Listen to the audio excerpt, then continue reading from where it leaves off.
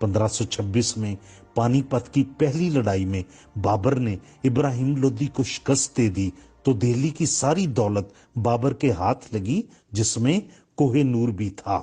بابر نامہ میں اسے بابر کا ہیرا لکھا گیا ہے۔ کوہ نور کا پہلا ذکر ہمیں بابر کی آٹوگرافی میں ہی ملتا ہے۔ اس نے لکھا کہ اس کی قیمت اتنی ہے کہ پوری دنیا کی آبادی کو ایک دن کا کھانا کھلایا جا سکتا ہے۔ بابر کے بعد ہمایوں کے پاس اور ہوتے ہوتے یہ شاہجہاں کو ملا، جس نے اس کو اپنے تاج میں جڑوایا اور اس کی شان اور بڑھا دی۔ اس شاہی تاج کو بنانے میں 7 سال لگے اور اس پر جو قیمت خرچ ہوئی اس سے 4 تاج محل بن سکتے تھے۔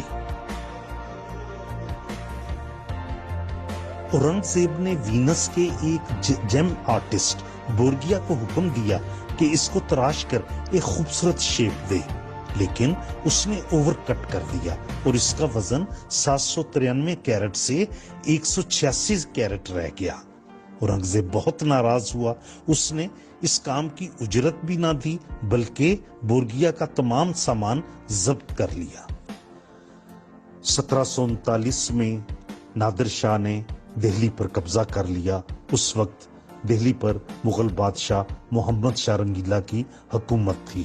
نادر شاہ نے ہزاروں لوگ مار دیے اور دہلی کے خزانہ پر قبضہ کر لیا، لیکن اسے ہیرا نہیں ملا کیونکہ محمد شاہ نے وہ ہیرا اپنی پگڑی میں چھپایا ہوا تھا جس کا علم صرف چند افراد کو تھا۔ انہی میں سے ایک درباری نے نادر شاہ سے فیور لینے کے لیے اس ہیرے کا پتہ بتا دیا اور نادر شاہ کو اس کا علم ہو گیا۔ اس نے ہندوستان چھوڑنے سے ایک دن پہلے ایک بہت بڑی شاہی دعوت کا اہتمام کیا۔ اس میں اعلان کیا کہ میں دہلی کا تخت محمد شاہ رنگیلا کو واپس کر رہا ہوں۔ آج سے یہ میرا بھائی ہے اور ہم آپس میں پگڑیاں ایک دوسرے سے تبدیل کرتے ہیں۔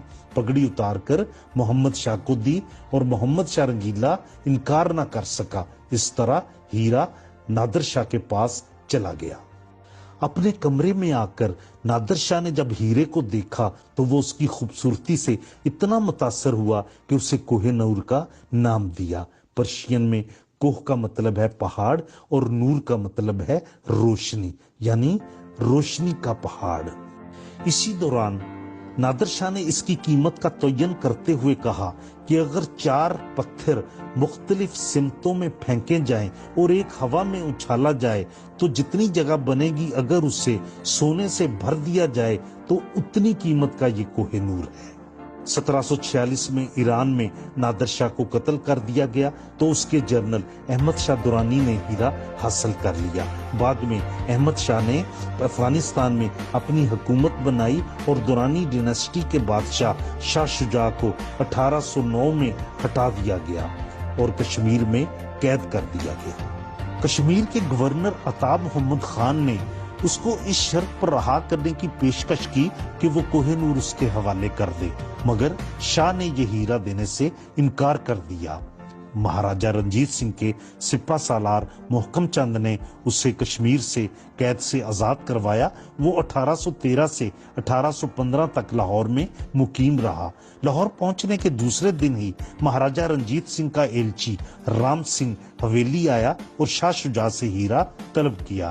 اس یقین دہانی پر کہ رنجیت سنگھ شاہ شجاع کو افغانستان کا تخت واپس لے دے گا، شاہ شجاع نے تھوڑی ہلوحجت کے بعد کوہ نور رنجیت سنگھ کے حوالے کر دیا، جس نے اس کو اپنے آملیٹ میں جڑوایا۔ وہ آملیٹ خاص تقریبات میں پہنا کرتا تھا۔ 1839 میں مہاراجہ رنجیت سنگھ کی وفات کے بعد یہ ہیرا راجہ دلیپ سنگھ کو ملا۔ 1849 میں ایسٹ انڈیا کمپنی نے سکھوں کو شکست دے کر پنجاب پر قبضہ کر لیا تو تمام دھن دولت قبضہ میں لے لی، جس میں کوہ نور ہیرا بھی تھا۔ کوہ نور کو برٹشرز نے خفیہ طور پر بذریعہ ایچ.ایم.ایس. میڈیا شپ بمبئی سے انگلینڈ بھیجا۔ اس کا علم شپ کے کرو ممبرز کو بھی نہیں تھا۔ جولائی 1850 میں ایک خاص تقریب میں کوہ نور کو کوئین وکٹوریہ کو سونپا گیا۔ ملکہ نے اس کی بہت تعریف کی اور اسے پراؤڈ ٹرافی قرار دیا۔ ملکہ وکٹوریہ کو اس کی شیپ پسند نہیں آئی تھی. ان کے خاوند پرنس ایلبرٹ نے اسے دوبارہ ری شیپ کروایا. انگلش اور ڈچ ڈائمنڈ ایکسپرٹس نے اس کو اوول شیپ میں تراشا اور اس کا وزن گھٹ کر 105.6 کیرٹ رہ گیا. Koh Noor British Imperial family میں آنے کے بعد بہت ساری ملکاؤں کا سر کا تاج بنا. 1902 میں کوئین الیگزینڈرا نے اسے اپنی تاج پوشی پر پہنا. پھر کوئین میری کی تاج پوشی پر ایک نئے تاج میں ری سیٹ کیا گیا تھا. کوئین الزبتھ نے بھی اپنی تاج پوشی پر اسے پہنا. آج وہ تاج اور کوہ نور بمہ دوسرے کراؤن جیولز کے ساتھ jewel house tower of London میں رکھا ہوا ہے. وہ پتھر جس نے اپنا سفر کاکاٹیا ڈائنسٹی سے شروع کیا تھا وہ آج برٹش امپیریلزم کا سمبل بن کر قید ہے. اس کے ساتھ بہت ساری بدشگونیاں اور مسٹریز بھی جڑی ہوئی ہیں.